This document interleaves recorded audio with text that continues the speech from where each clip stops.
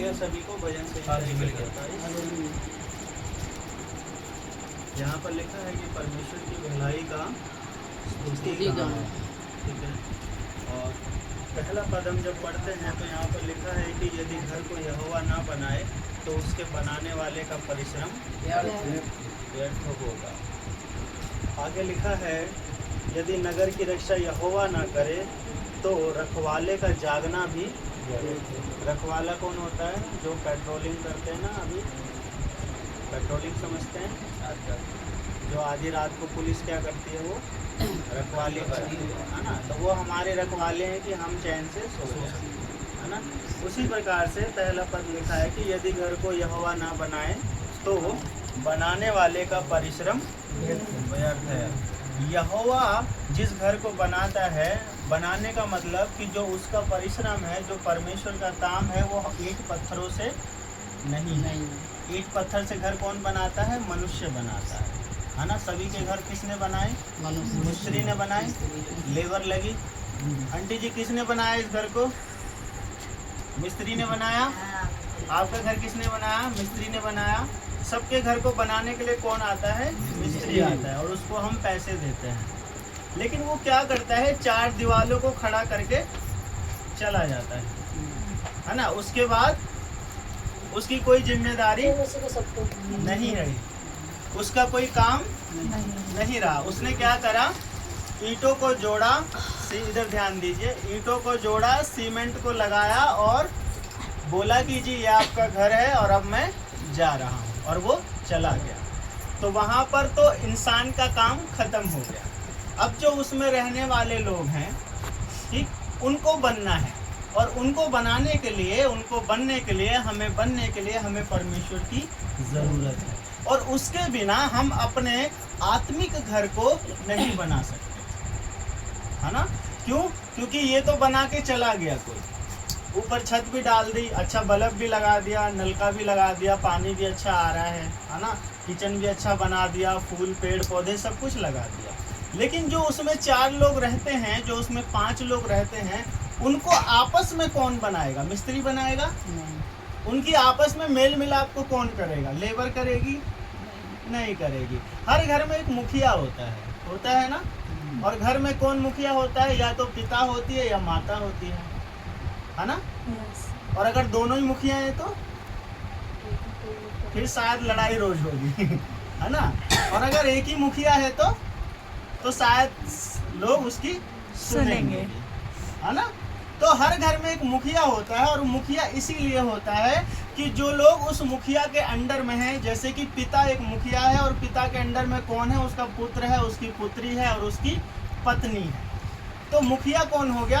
पिता हो गया। अब पिता का काम क्या है? घर को संवारना। बनाने का काम किसका था? मिस्त्री का, लोगों का। उन्होंने बना दिया। अब जिस घर में माता पिता नहीं है, उस घर का क्या हाल है? वो घर की दिशा खराब हो चुकी है, क्योंकि वहाँ मुखिया नहीं है। मतलब घर को कोई सजाने और संवारने वाला नहीं है। पिता क्या करता है? जिम्मेदारियों को उठाता है, और माता क्या करती है? उस घर को संवारती है ना। दोनों जन जिम्मेदार हैं, क्योंकि दोनों मुखिया होते हैं। लेकिन एक जो मुखिया है वो प्रधान होता है, बाइबल पुरुष को प्रधान बोलती है, और जो मुखिया है वो हमारे पिता होते हैं, आपके पिता होंगे, ठीक है। और उन्होंने क्या किया? जीवन भर कमाया आपको बनाने के लिए। लेकिन एक्चुअल में जो आपको संवार रहा है, घर में सजा रहा है, शिक्षा दे रहा है, समझा रहा है, चला रहा है, वो माता है ना। और हमें घर को सजाने और संवारने के लिए दोनों की जरूरत है। दोनों जेंडर हमें चाहिए, है ना। मेल भी चाहिए, फीमेल भी चाहिए, जिसको हम पिता बोलते हैं और एक माता बोलते हैं। तो घर को बनाए, यहाँ लिखा है कि यदि घर को यहोवा ना बनाए तो बनाने वाले का परिश्रम व्यर्थ है। ठीक। तो जिस घर में परमेश्वर की मौजूदगी है, इसका मतलब वो घर यहोवा की अगुवाई से बना पड़ा है। और जिस घर में उसकी मौजूदगी नहीं है, उस घर में अभी 7:30 हो चुके हैं, वहाँ कलेश चालू है। वहाँ पर जो घर का मुखिया है वो मुंह फुला के बाहर बैठा होगा, या फिर रास्ते में ही गुस्से में आ रहा होगा, या फिर अगर उसकी रोज की आदत है तो फिर वो लगा रहा होगा कहीं, या फिर लगा के घर पे आ रहा होगा। तो वो क्या है, वो पुरुष प्रधान है, लेकिन उस घर को यहोवा नहीं बनाया है। हालेलुया। लेकिन जो घर उसके हाथों से बना है, उसके अनुग्रह से बना है, उसी में उसका वास होता है, और उसी में आप और मेरे जैसे 4 लोग मिलके आज के दिन या अगले दिन बैठ के प्रार्थना कर रहे होते हैं। और ये यहोवा का घर है, ये किसी मनुष्य का घर नहीं है। मनुष्य का घर है ईंट पत्थर वाला, है ना। लेकिन जो यहोवा के द्वारा घर बनाया गया है, वो उसके पवित्र लोग जहाँ पर बैठकर प्रार्थना करते हैं, जहाँ इकट्ठे होकर प्रार्थना करते हैं, वो यहोवा का घर है। Hallelujah, hallelujah.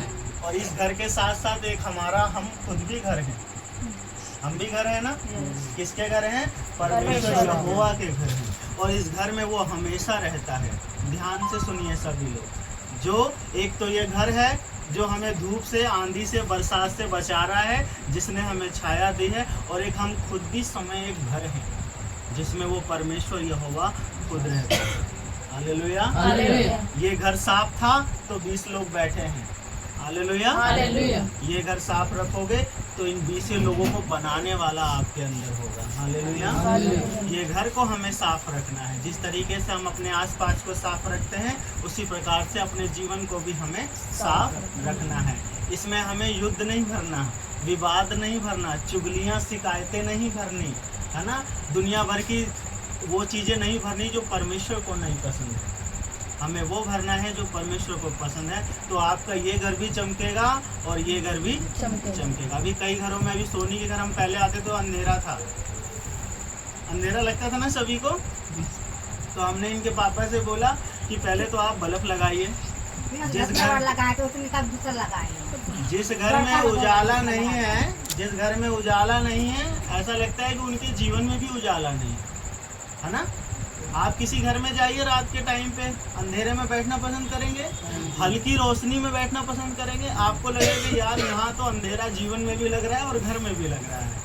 तो अगर आप एक बड़ा बल्ब घर में लगाते हैं तो इससे आपको क्या है, सब साफ साफ दिखाई देता है। और जब आंखों से साफ साफ दिखाई देता है तो इसका मतलब कि आपका घर भी साफ है।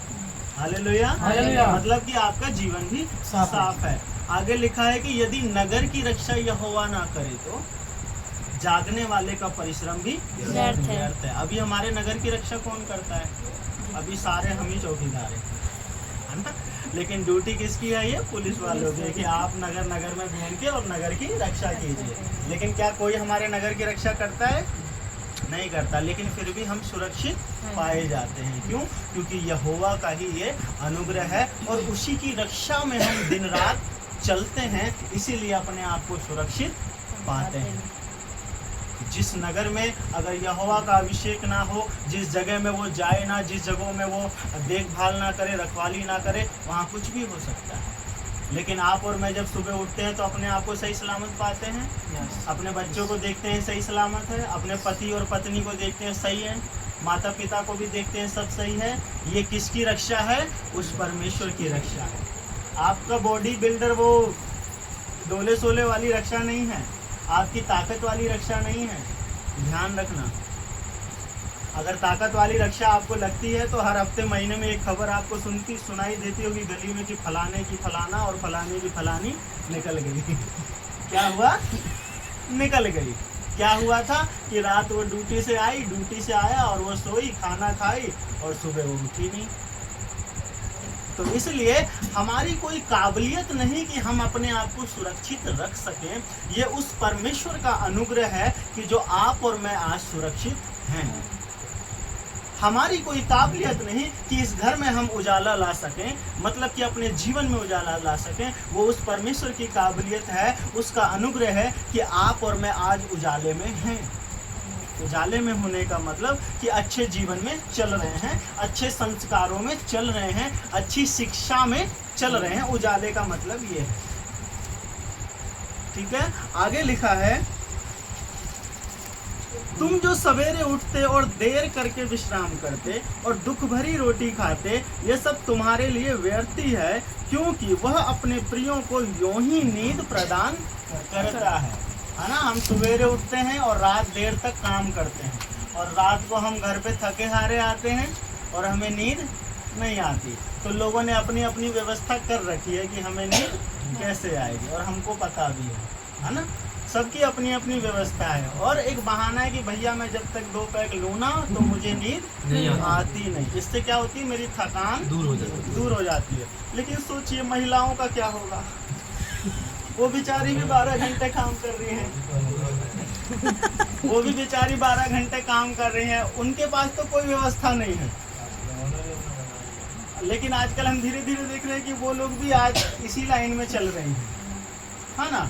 लेकिन मुझे लगता है कि शायद एक बंदा पी के आया तो उसका नशा उनके नशे के लिए बहुत है ना, क्योंकि उसका दुख, उसका अपना दुख और उसकी पीने की टेंशन, वो सारी टेंशन लेके उसका एक अलग ही सुरूर है, तो उसको अपने आप नींद आ जाती है। लेकिन यहाँ पर लिखा है कि हम जो सुबह उठकर देर रात तक परिश्रम करते हैं और हमें फिर भी नींद नहीं आती, और हमारा परिश्रम व्यर्थ है। व्यर्थ इसलिए है क्योंकि उसने कहा है कि मेरे पास तुम्हारे लिए योजना है। क्या है? योजना। और हम इसीलिए परिश्रम करते हैं, और जब तक हम परिश्रम करते रहेंगे, जब तक हम उसकी मर्जी को अपने जीवन में पूरा नहीं होने देंगे।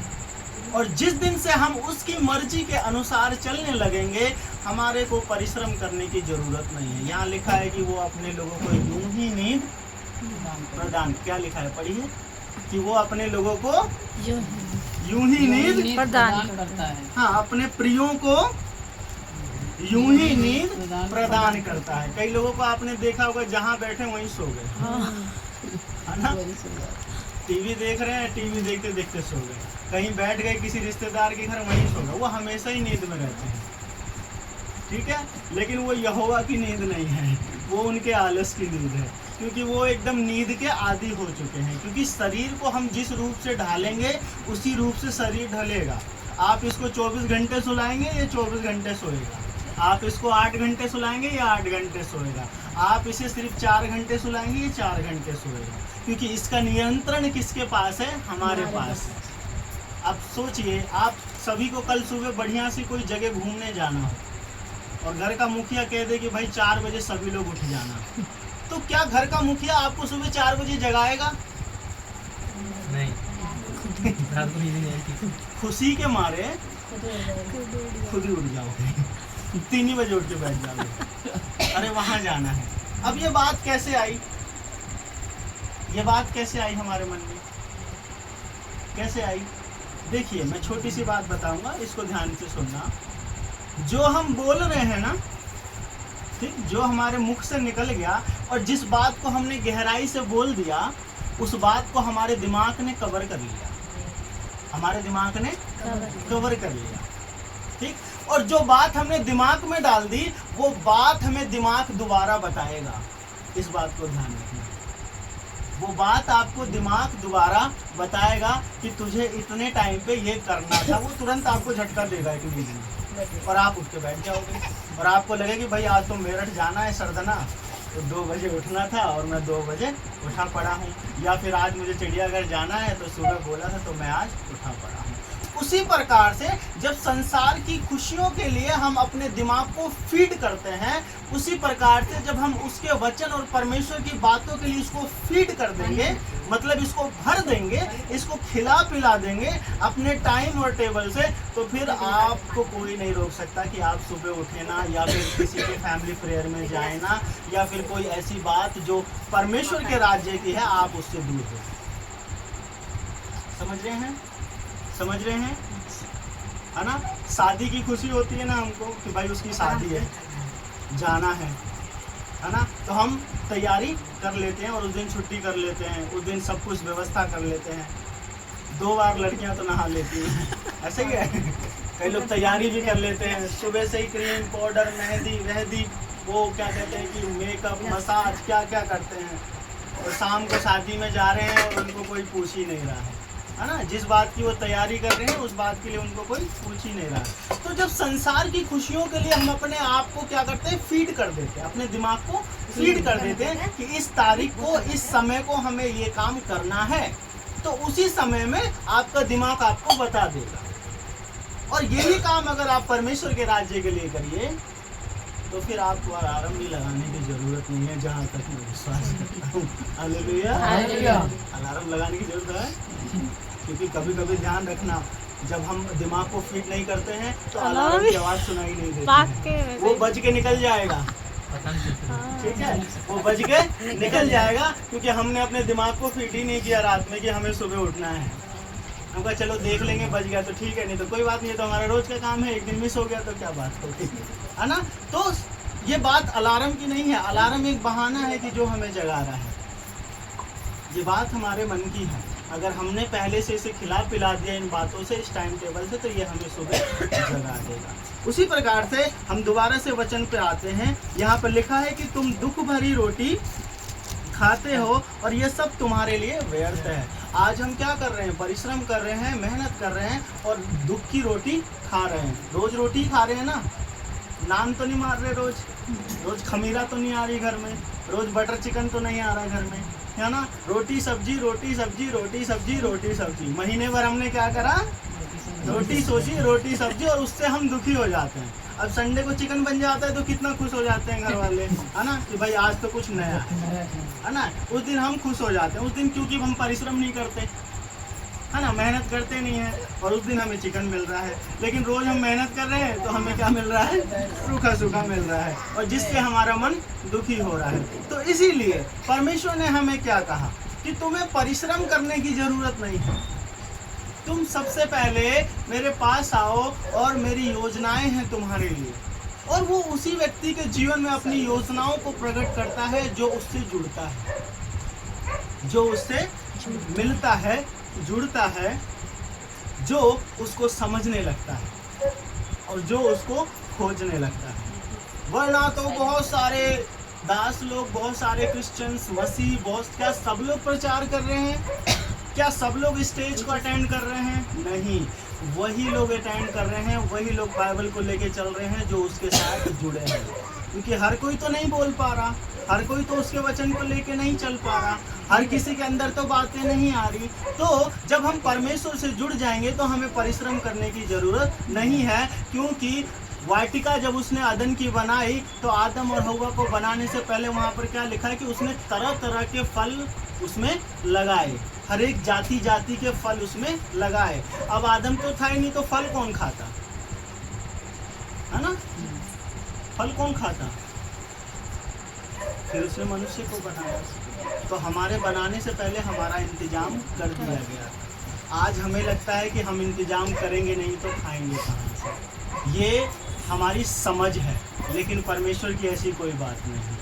हालेलुया। कहने का मतलब ये नहीं कि कल से कोई काम पे नहीं जाएगा, ठीक है, सभी लोगों को ड्यूटी जाना है, मेहनत करना है, लेकिन बात ये है कि जब हम परमेश्वर को अपने जीवन में प्रथम रखते हैं, पहले रखते हैं, उसकी योजनाओं को हम समझने लगते हैं, तब हमें परिश्रम करने की जरूरत नहीं है। परिश्रम का जो मतलब ये है कि आज जो लोग दिन भर मेहनत कर रहे हैं, दिन भर पसीना बहा रहे हैं और शाम को दुख भरी रोटी खा रहे हैं। अभी आप लोगों के हस्बैंड हैं, है ना, आपके भी हस्बैंड होंगे, अभी कहाँ हैं, जॉब पे, कहाँ हैं, आ गए हैं, दिन भर काम करके आए होंगे, है ना, उनके मन में खुशी नहीं होगी, है ना, क्योंकि आप उनको क्या खिलाओगे, रोटी सब्जी, है ना। और ये हर एक प्रत्येक व्यक्ति का एक दैनिक जीवन है, एक हमारी दिनचर्या है कि जिसमें हम रोज दुखी की रोटी खाते हैं और नींद के लिए हम तड़पते हैं कि हमें नींद आ जाए। लेकिन बाइबल बताती है कि वो अपने प्रियों को, सबको नहीं, प्रिय कौन है उसका, जिसने उसको प्रिय जाना है, हालेलुया, हालेलुया, जिसने उसको प्रिय अपने जीवन में जाना है, उसी को वो प्रिय समझ सकता है। आप बोले नहीं नहीं कोई देवी देवता नहीं है, भगवान नहीं है, हमें मतलब नहीं है किसी को, हम कमाएंगे नहीं तो खाएंगे क्या, हमारे कर्म ही हमारी पूजा है। जिसने अपने कर्म को अपनी पूजा मान लिया उसने अच्छा किया, लेकिन ध्यान रखना कर्म हमारे जीवन का हिस्सा है, हमारा जीवन नहीं। हमारे जीवन को कर्म ने नहीं बनाया, किसी काम ने हमारे जीवन को बनाया नहीं बनाया। काम हमें दिया गया कि हम मेहनत करें, है ना, लेकिन जिसने हमें बनाया है वो उस काम से भी पहले है। पहले है ना, जितने लोग पैरालाइज हो जाते हैं क्या वो काम पे जा पाते हैं? नहीं। जिनको लकवा मार गया वो खेत जाके हल चला रहे हैं, अब क्यों नहीं चला रहे? क्योंकि हाथ पैर सही है नहीं। तो हाथ पैर कैसे खराब हो गए? अब क्या करेंगे? अब ये कैसे सही होगा? फिर वो लोग भागते हैं ना कि कहाँ पे ओझा है, कहाँ पे सोखा है, कहाँ पे वो बाबा है, कौन से गुरु हैं, कौन से महात्मा हैं, कहाँ पे कथा हो रही है। तो फिर वो लोग ऐसे खोजने लगते हैं। लेकिन बाइबल हमें इसीलिए पहली चिता दी कि भाई तेरे जीवन में सबसे पहले कौन होना है? परमेश्वर होना है। क्या लिखा है यहोशू 1:8 में कि व्यवस्था की ये पुस्तक तेरे चित्त से कभी हटने ना पाए, कभी निकलने ना पाए। मतलब कि तेरे हृदय से, तेरे मन से ये जो मेरी बातें हैं ये कभी भी इधर उधर ना होने पाए, और इसी में दिन रात तू ध्यान दिए रहना। हालेलुया, हालेलुया, तो ये हमारा पहला कर्म है। हालेलुया। हालेलुया। उसके बाद जब हम सुबह उठ के इस धरती पे पैर रखते हैं तब हमारा संसार का कर्म चालू है। पहला कर्म क्या है हमारा? परमेश्वर उसकी आराधना करना, उसके वचन को पढ़ना, और प्रत्येक भोर में अपने जीवन में उसको खोजना कि वो किस रूप में और कितने स्तर पर आपके जीवन में है। Hallelujah, hallelujah. जब आप ऐसा कर लेते हैं तो हम पहला सामना किससे करते हैं? इस संसार के बनाने वाले से, और फिर हम दूसरा सामना किससे करते हैं? इस संसार से। Hallelujah, hallelujah. तो हमें यूं ही नींद आने लगे। आप सुबह उठ के 4 बजे प्रार्थना करिए, उसके बाद बाइबल पढ़िए, उसके बाद काम पे जाइए, और मजा ले आपको कोई घर आए और आप बोलो कि मुझे नींद नहीं आ रही है। ऐसा हो सकता है? नहीं। आप आते ही घर पे क्या बोलोगे? भैया हट जा, बना बनाया तो ठीक है, नहीं तो मैं भूखे ही सो जाऊंगा क्योंकि मुझे नींद आ रही है। और इसीलिए उसने कहा कि मैं अपने प्रियों को यूं ही नींद प्रदान करता हूँ, अपने प्रियों को जो उसके प्रिय हैं। हालेलुया। और हम सब किसके प्रिय हैं? परमेश्वर के। परमेश्वर के हैं। जोर से बोलिए, किसके प्रिय हैं? परमेश्वर के। हाँ, लक्ष्मी दीदी किसके प्रिय हैं? हाँ, आगे लिखा है कि देखो लड़के यहोवा के दिए हुए भाग हैं, और गर्भ का फल उसी की ओर से प्रतिफल है। लड़के किसके दिए हुए भाग हैं? परमेश्वर के हैं। Hallelujah, hallelujah. हमारी काबिलियत नहीं है। ध्यान रखना, जितने माँ बाप हैं यहाँ पर, अपने बच्चों से अपनी जान से ज़्यादा प्यार करना। आपके पास लड़का है तो वो उस परमेश्वर का अनुग्रह है और वो उसी की आशीष है। Hallelujah, hallelujah. क्योंकि गर्भ का प्रतिफल किसकी ओर से है? परमेश्वर की ओर से है। तो हमेशा अपने सृजनहार से प्यार करना।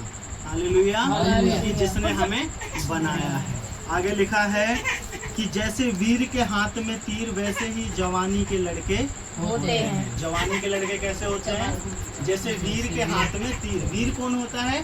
जो योद्धा है, जो लड़ रहा है, धनुष से तीर को खींच रहा है। और जैसे यहाँ लिखा है कि वीर के हाथ में तीर वैसे ही जवानी के लड़के होते हैं। मतलब कि उसको खींच के देंगे तीर को तो वो क्या करेगा? जाके सीधा मारेगा ही। इसीलिए जवान लड़के को जब हम गुस्सा दिला देंगे तो वो सीधा जाके सरी फोड़ेगा, तो सीधा जाके आपको कोई ऐसा अटैक करेगा कि आप खत्म हो जाएंगे।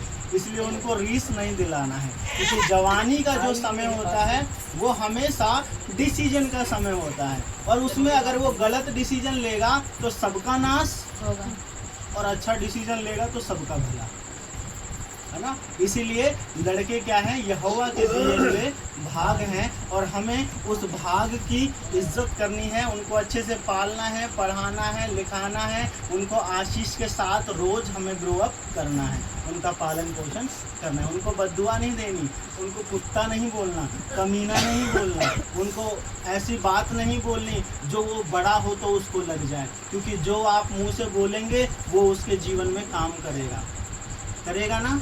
मानते हैं कई माँ बाप? आप अपने बच्चों को रोज बोलिए निकम्मा है, 16 साल के बाद देखिए आप बोलेंगे पहले सही था। जा रहा है। अब क्या हो गया? निकम्मा हो गया, हरामी हो गया।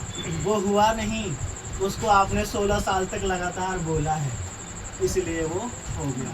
ऐसी गवाहियाँ हम 2-3 लोगों परिवार में देख चुके हैं। बचपन से हम माँ बाप को देख रहे हैं, हरामी है, सुअर है, ऐसा है, वैसा है, और वो बड़ा हुआ तो वो ऐसा भी हो गया, वैसा भी हो गया, हरामी भी हो गया, गुंडा भी बन गया, बदमाश भी बन गया। तो ये बातें उसके दिमाग में कैसे फीड हुई? उसके माँ बाप के पालन पोषण के जरिए। हालेलुया। हालेलुया। इसीलिए लिखा है कि लड़के यहोवा के दिए हुए भाग हैं। जब आप पालन पोषण अपने बच्चों का करते हैं तो उनको रोज आशीषित कोई ऐसी बात बोलिए जिससे उसके जीवन में ये बात लग जाए। जिसने बल्ब बनाया उसकी माँ ने उसको क्या बोला था? नहीं, ये तो उसका नाम था, लेकिन उसकी माँ ने उसको क्या बोला था? ये बोला था उसने, जो टीचर ने जब निकाल दिया था ना, हाँ। तो वो नाकारा निकम्मा है, लेकिन उसकी माँ ने बोला बेटा तुझे इसलिए निकाल दिया ताकि तू और भी अच्छा करे, ये स्कूल अच्छा नहीं तेरे क्या लिए, ऐसी माँ भारत देश में मिल सकती है? ये तेरे लिए स्कूल अच्छा नहीं है, बड़े स्कूल में पढ़ेगा। क्या थॉमस एल्वा एडिसन की माँ की तरह कोई माँ हमारे देश में मिल सकती है? यहाँ तो पेरेंट्स मीटिंग वाले दिन ही बच्चे का पिटना तय है ना? जिस दिन पेरेंट्स मीटिंग होती है उसके दिमाग में सुबह ही लग गया कि भाई आज तो पिटना ही पिटना है। तो ऐसी माँ नहीं है हमारे देश में, होगी भी, लेकिन एल्वा एडिशन तो नहीं बना कोई। कारण क्योंकि उस तरीके की मेंटेलिटी, मानसिकता किसी माँ के अंदर नहीं होगी। इसीलिए हर एक माँ को और पिता को ये सीखना है कि जब आप अपने बच्चों को पालें या फिर आगे पालेंगे या उन्हें बड़ा करेंगे, पढ़ाएंगे, लिखाएंगे, तो उनके नाम में आपको हाँ करना है। उनके हर एक नकारात्मक चीज़ों को आपको सकारात्मक बना के उनके आगे पेश करना है। हालेलुया। तब जाके जब वो 20 साल अपनी जवानी के बिता देगा तो आप एक दिन उसके जीवन में फल देखने पाओगे। हालेलुया। और ये फल आपकी जुबान के कारण होगा। हालेलुया। अगर आप उसको रोज श्राप देंगे, रोज गलत बोलेंगे, उल्टा सीधा बोलेंगे, तो 20 साल बाद भी आपको एक फल देखने को मिलेगा जो फल आपको पसंद नहीं आएगा। इसीलिए यहाँ लिखा है कि लड़के यहोवा के दिए हुए भाग हैं और उनकी जवानी ऐसी है जैसे कि वीर के हाथ में तीर देखा है सभी ने? मारा है किसी ने? चलाए नहीं बचपन में? दशहरा मैदान नहीं जाते? धनुष नहीं चलाया कभी आप? चलाए हैं ना? तो वो तीर कितनी तेजी से निकलता है, उसी तेजी के साथ एक लड़के की जवानी होती है। जितनी तेजी से वो तीर निकलता है ना, उतनी तेज उसकी जवानी है। उसको दिशा की जरूरत है और दिशा हमेशा घर से मिलती है। अगर घर उसको दिशा नहीं दे पा रहा तो बाहर तो दिशाओं की कमी नहीं है। घर से बाहर निकलते और कहाँ जा रहा है? चला वहाँ चलते हैं, चल ऐसा करते हैं, चल वैसा करते हैं। बाहर की जो दिशाएं हैं वो कभी जीवन को नहीं बनाती है ना। हमेशा घर की दिशा बच्चे के जीवन को बनाती है। इसीलिए आज हम घर की बात कर रहे हैं क्योंकि आज भी हम एक घर में इकट्ठे हैं। हालेलुया। आज भी हम एक घर में इकट्ठे हैं और घर में जब हम रहते हैं तो घर में एक परिवार है, एक कुटुंब है, छोटे छोटे बच्चे हैं, बड़े भी लोग हैं। तो जो मुखिया है उसका काम क्या है? उनको दिशा देना, उनको अच्छा पालन पोषण करना, है ना, और उनको अच्छी सी बात सिखाना, अच्छी संगति से जोड़ना, अच्छे समाज से जोड़ना, अच्छी शिक्षाओं को देना। तब जाके उस घर का जो अच्छा सा फल है वो माँ बाप देखने पाएंगे। आज बहुत सारे घरों में आप लोग देख रहे होंगे, आपके आस पड़ोस में क्या किसी का जवान बेटा बेटी सही दिख रहा है आपको? आपको दिख रहा है? आप कहाँ रहते हैं? तो फिर आपके सामने है तो ये सोनी बहुत अच्छी लड़की है। अच्छी है ना, और क्या, अच्छी तो है। आप ऐसे कैसे बोल रहे हैं नहीं दिख रहा? इसका मतलब आप ध्यान नहीं दे रहे बात पे। हम जब आजू बाजू देखते हैं, आस पड़ोस में सुनते हैं ना बहुत सारी, इसका उसका वो भग गया, ये भग गई, ऐसा कर लिया, वैसा कर लिया, उसने जहर खा लिया, उसने आत्महत्या कर ली। ये सारा जो ये काम है, ये जो सारी गलत शिक्षाएं हैं, गलत बातें हैं, ये क्यों उनके जीवन में आई? क्योंकि उनको घर से कोई दिशा नहीं मिली। और घर से दिशा जब ही मिलती है, जिस घर को यहोवा ने बनाया है उसी घर से दिशा भी निकलती है बच्चों के लिए। हालेलुया। और जो घर यहोवा के द्वारा नहीं बनाया गया है उस घर से कभी दिशा नहीं निकलेगी। उस घर से लड़ाई निकलेगी, उस घर से कलेश निकलेगा, उस घर से शराब निकलेगी, नशा निकलेगा। और फिर जब वो बच्चे बड़े हो जाएंगे तो वो माँ बाप के लिए एक कलंक के रूप में उनके सामने आएंगे, उनको रोज सताएंगे, रोज तड़पाएंगे और वही माँ बाप को अच्छा नहीं लगेगा। तो वो बोलेंगे हम क्या करें, हमारी क्या गलती, हम तो स्कूल ले गए थे, पढ़ाई नहीं। हम तो स्कूल ले गए थे, पढ़ाई नहीं। हमने तो खूब कोशिश करी कि ये सुधर जाए, तो ये सुधरा नहीं। लेकिन एक बार भी वो माँ बाप नहीं बोलेंगे क्या हम सुधरे हुए हैं? क्या हमारे जीवन में नशा नहीं है? अरे जब हमारे जीवन में नशा है तो वो घर कैसे शिक्षा दे पाएगा, वो घर कैसे दिशा दे पाएगा? दे पाएगा क्या? नहीं। हम बच्चे को दिशा मिलेगी सही करने की? हम खुद झूठ बोल रहे हैं दिन भर, शाम को आके बच्चे को बोल रहे हैं बेटा झूठ नहीं बोलते, तो क्या उसको दिशा मिलेगी सच बोलने की? नहीं मिलेगी। हम खुद ही पड़ोस में बैठ के शाम को 5 बजे चुगलियाँ कर रहे हैं 1 घंटा, घर में आके लड़की से और बेटे से बोल रहे हैं बेटा शिकायत नहीं करते, तो क्या उसको दिशा मिलेगी? नहीं मिलेगी। सबसे पहला बीज घर में जो उगता है वो घर के माँ बाप के द्वारा उगता है, और वो बीज अगर अच्छा नहीं है तो पेड़ में जो फल लगेंगे, मतलब कि आपके जो बच्चे हैं वो बड़े होंगे, वो कभी भी अच्छे नहीं होंगे। अगर अच्छे होते तो रोड पे आज भिखारी का बच्चा भीख नहीं मांग रहा होता। हालेलुया। हालेलुया। बहुत सारे लोग आज रोड पे नशे के कारण पड़े नहीं होते। हालेलुया। हालेलुया। बहुत सारे आज हम जब दिल्ली सिग्नल पे जाते हैं, अभी आप कभी सिग्नल पे जाते हैं? कभी गया है कोई ऐसे बाई रोड कभी जाना? आप अपनी जेब में 500 रुपये रख लेना और 10-10 के नोट रखना, और जब उधर से वापस लौटोगे अगर आपने मन बना लिया कि मुझे आज इसको देना है तो वो पैसे कम पड़ जाएंगे, क्योंकि इतने सिग्नल आएंगे और हर सिग्नल पे आपको 50 भिखारी मिलेंगे। थोड़ी देर के लिए आपको फील होगा कि I am become rich, but जब घर आओगे तो आपको लगेगी तो पूरी दुनिया ही भिखारी है। क्या करें, किसको किसको दें? जो सही सलामत दिख रहा है वो भी मांग रहा है, वो नाटक कर रहा है कि मैं सही नहीं हूँ और इसलिए वो ऐसा हो गया है ना? जो भिखारी की एक्टिंग कर रहा है वो सचमुच भिखारी बन गया है, और जो अमीर बनने की एक्टिंग कर रहा है वो अमीर बन सकता है, क्योंकि वो उस बात को अपने जीवन से पहले निकाल रहा है। तो जो हम निकाल रहे हैं वही तो बाद में आएगा। हम भिखारी और भिखारीपना बाहर निकाल रहे हैं तो फिर अंदर क्या घुसेगा? 10 भिखारियों की आत्मा अंदर घुसेगी और वो हमें मजबूत भिखारी बना देगी। आप दिन भर पड़ोस से बोलिए कर्जा मांगिए, आप एक दिन इतने बड़े कर्जदार बन जाएंगे, इतने बड़े कर्जदार बन जाएंगे कि उस कर्जे के कारण आपका जीवन कलेशों में चलने लगेगा। ऐसा होता है ना, कई लोगों को कर्जा मांगने की आदत है ना, बार बार पैसे मांग, अरे आप 500 रुपये बहन प्लीज़ दे दो मैं आपको लौटा दूँगा। बहन ने लौटाया नहीं, उसका नहीं लौटाया, फिर दूसरे से मांग लिया, दूसरे से मांग के तीसरे से, और किसी का नहीं लौटाया, और एक दिन उसका खुद का जीवन क्या हुआ? कलेश में आ गया। क्यों? क्योंकि उसके जीवन से क्या निकला?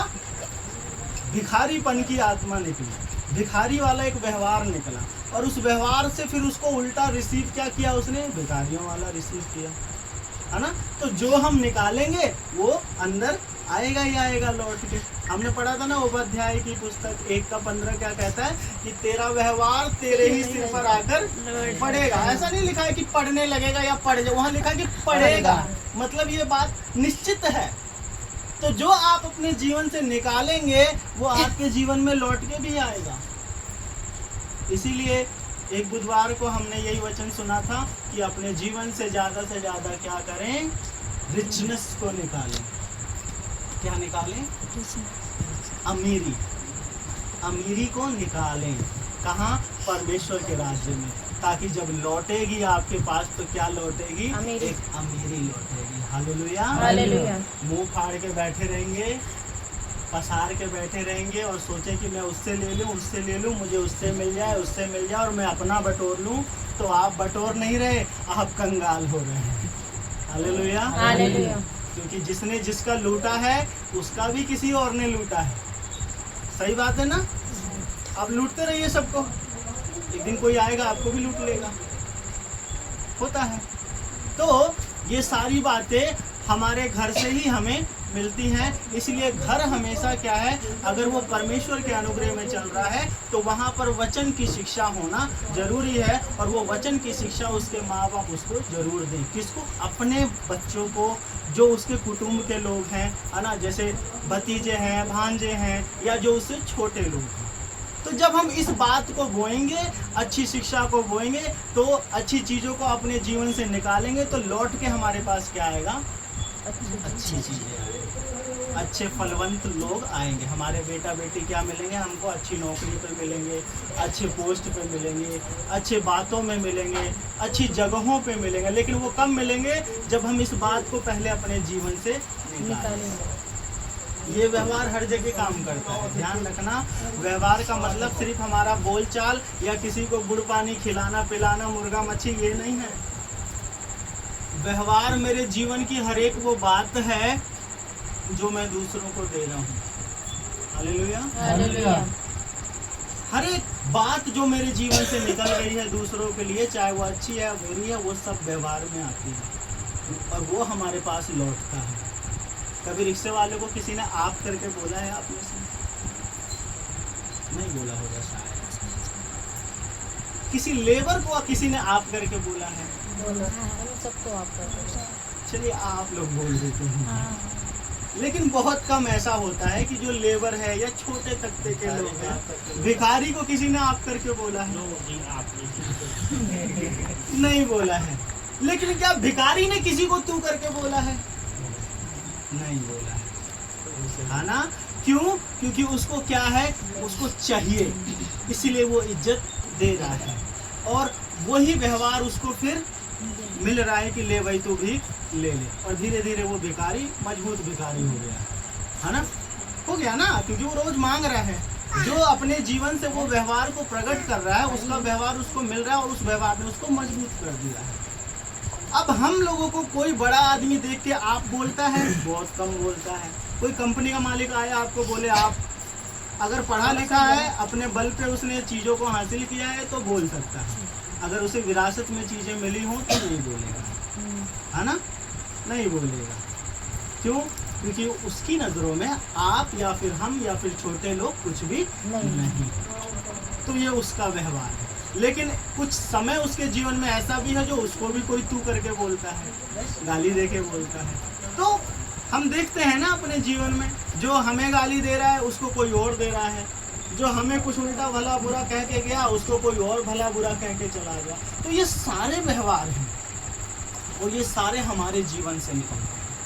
तो इसलिए अपने जीवन से हमेशा आप वही निकालना जब आपके पास लौट के आए तो बुरा ना लगे। बुरा गुस्से से खूब बोलिए, खूब चिल्लाकर बोलिए, लेकिन जब आपको कोई गुस्से से बोलेगा और चिल्लाकर बोलेगा तो फिर सोच लेना, बर्दाश्त भी करना है। हालेलुया। आपके घर कोई आए, आप उसकी रिस्पेक्ट ना कीजिए, उसको व्यवहार ना दीजिए, खाना पीना ना खिलाइए, गुलाब जामुन कटोरी में ले जाके मत दीजिए। एक दिन आप भी किसी के घर जाइए तो आपको क्या मिलेगा? ऐसे कैसे रसगुल्ला मिल जाएगा? आपने किसी को चीनी पानी नहीं दिया और आपको रसगुल्ला मिल जाए, ऐसा हो ही नहीं सकता।